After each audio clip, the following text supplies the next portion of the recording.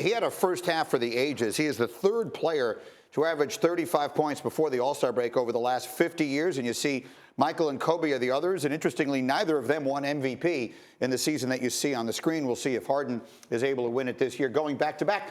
But I thought that was fascinating that, and Rachel, I thought, did a terrific job of pointing out, he answered a question she didn't even ask. What do you make of him hearing criticism as he is putting together all these 30-point So when Michael Jordan was playing in the league in 1986 and when Kobe was playing in the league in 2006, the two people that he was compared to on these scoring streaks, they were called one word when these streaks were happening: ball hogs.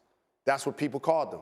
Early in Michael Jordan's career, for those that aren't old enough to remember, that's what he was criticized for being. They felt like once he started to unlock his teammates, the Bulls were going to be champions. And it took them 5 years to get there. So what has happened is his usage is so very high.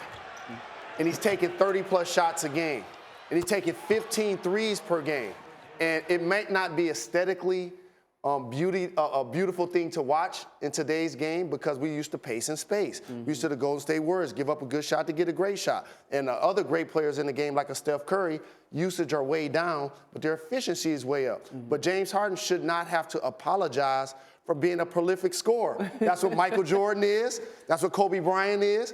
That's what James Harden is. It didn't feel to me, we all remember all those sound bites, Steven Jackson, particularly Kobe and Scottie. I didn't feel like they were criticizing him as much as they were saying, you can't do this and win in the playoffs. Correct. I think that's the main point of everyone who says something or has a criticism for the way that he's playing right now. It's like, you're not going to be able to make it in the playoffs because it's not going to work and you're not going to be able to win a championship. If you would like to win the MVP, sure, you're going to continue to be in that conversation if you're putting up the numbers that you're putting up. But it's something that he's going to have to continue to deal with. But I don't think he has a choice. Dealing with the injuries, like, he needs this level of production, but can he maintain it for the rest of the season? Correct. Like, it's separate seasons. Yeah. So what James Harden needs to do in the regular season is to get the Houston Rockets the best playoff positioning possible and a healthy Chris Paul.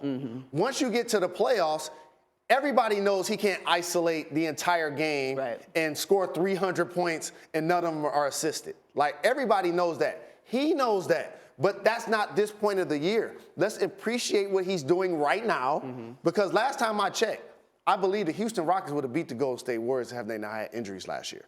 So they're on a path to be a really good team come playoff time.